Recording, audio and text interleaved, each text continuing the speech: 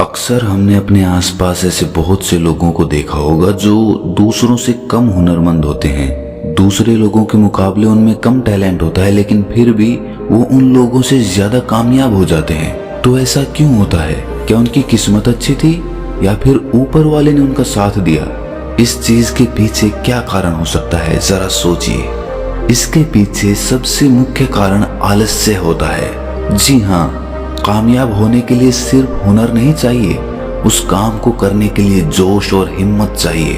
अगर आप में जोश और हिम्मत की जगह पर आलस्य है तो आप में कितना भी हुनर हो, वो हुनर किसी काम का नहीं रह जाता। जैसे दीमक एक पेड़ को अंदर से खोखला कर देती है।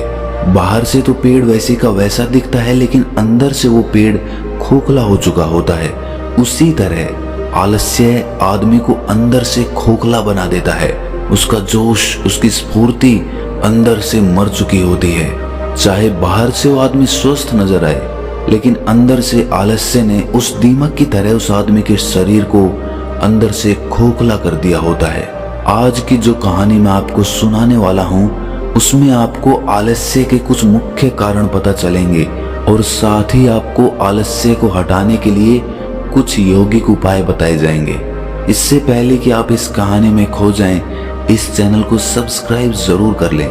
तो चलिए कहानी शुरू करते हैं। एक बार की बात है, एक आलसी आदमी बुद्ध के पास आकर कहता है कि हे बुद्ध, मैं अपने आप से बहुत परेशान हूँ। मैं बहुत ही आलसी आदमी हूँ, इसीलिए सब लोग मुझे ताने देते रहते हैं। क्या आपके पास कोई ऐसा मार्ग है जिससे मेरा आलस्य दूर हो सके?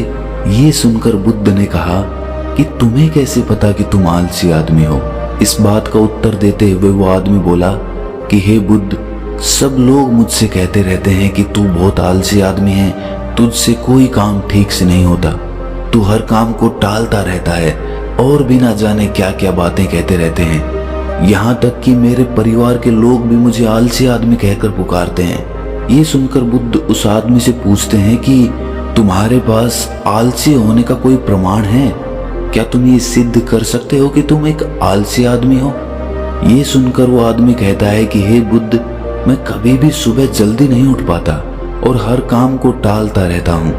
मुझे लगता है कि आलसी होने के लिए ये प्रमाण काफी होगा। इस आदमी की बातें सुनकर बुद्ध कहते हैं कि आलस्य को समझने के लिए हमें ये जानना होगा कि आलस्य क्या है और वो किसी आदमी के शरीर में कैसे जन्म लेता है। अगर कोई आदमी किसी काम में पूरा मन नहीं लगा पा रहा, उसमें उस काम के प्रति जोश नहीं है, उत्साह नहीं है, तो उसका कारण आलस्य होता है।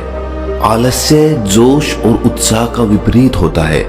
इसे समझने के लिए हमें ये जानना अति आवश्यक है कि आलस्य आदमी के शरीर में दो स्तर पर जन्म लेता है, शारीरिक स्तर और मानसिक स्तर। ये कहते हुए बुद्ध ने उसे समझाना शुरू किया कि सबसे पहले शारीरिक स्तर पे आलस्य को समझते हैं। इसके बाद बुद्ध ने अपने धम्म के भिक्षुओं की तरफ इशारा करते हुए कहा कि तुम जरा गौर से इन भिक्षुओं का चलना, उठना, बैठना और लेटना देखो।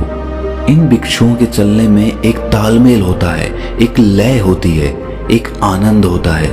और जब ये बैठने की मुद्रा में होते हैं तो इनकी रीढ़ की हड्डी सीधी होती है और गर्दन थोड़ी सी उठी हुई होती है।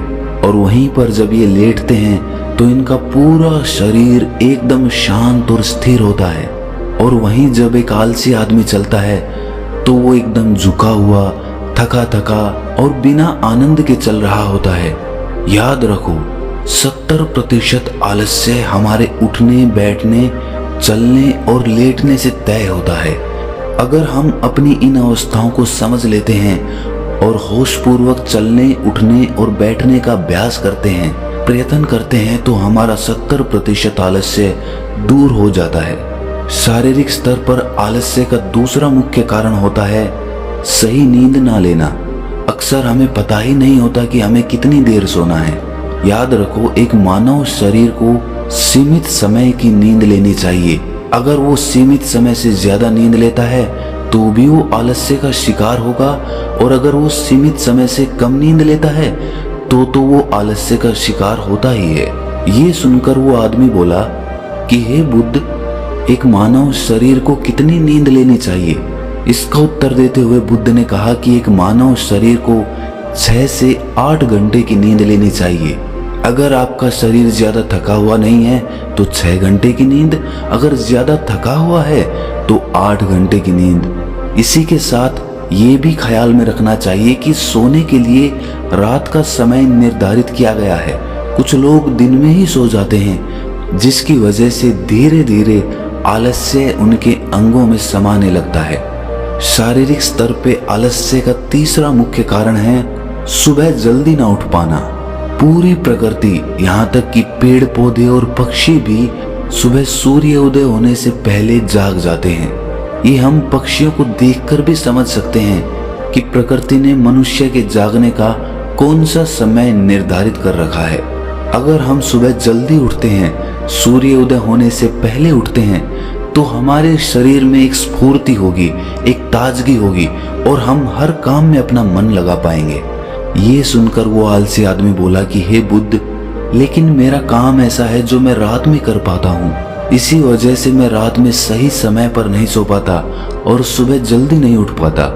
तो जिन लोगों का काम रात में होता है वो सुबह कैसे जल्दी उठ पाएंगे? ये सुनकर बुद्ध कुछ सोच विचार करते हैं और उसके बाद कहना शुरू करते हैं कि जिन लोगों का काम रात में होता है उन्हें अपना काम पूरा मन लगाकर करना चाहिए, और यदि ऐसे लोग रात में काम करके दिन में भी सोते हैं और सीमित समय की नींद लेते हैं तो वे भी आलस्य से बच सकते हैं। लेकिन रात में जितनी गहरी नींद आती है उतनी गहरी नींद दिन में नहीं आ पाती, क्योंकि दिन में शोर शराबा ज्यादा होता है जिससे आदमी गहरी निद्रा में नहीं जा पाता।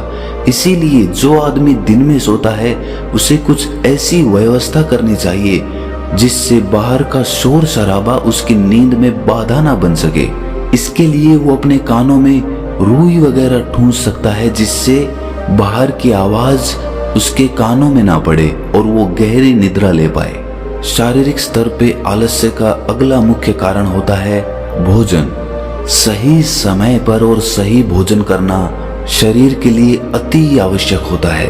कुछ लोग ऐसा भोजन करते हैं जिसमें कोई जान ही नहीं होती। अब आप ही सोचिए, जिस खाने में जान ही नहीं है, जिस खाने में ऊर्जा ही नहीं है, वो खाना आपके शरीर को ऊर्जा कैसे दे सकता है? और अगर इंसान ऐसा खाना खाएगा तो उसका शरीर किसी भी काम को करने में प्रतिरोध करेगा ही। अक्सर गलत समय पर उल्टा सीधा भोजन करने से आदमी का मोटापा बढ़ता चला जाता है और एक पतले इंसान के मुकाबले एक भारी शरीर वाले इंसान के शरीर में ज्यादा आलस्य पाने की संभावना हो जाती है। इसीलिए ऐसा भोजन करो जो प्रकृति से सीधा प्राप्त हो रहा हो, जिसमें कुछ ऊर्जा हो। ये सुनकर उस आदमी ने कहा कि हे बुद्ध, शारीरिक स्तर पे तो आलस्य को मैं समझ गया हूँ, लेकिन मानसिक स्तर पे आलस्य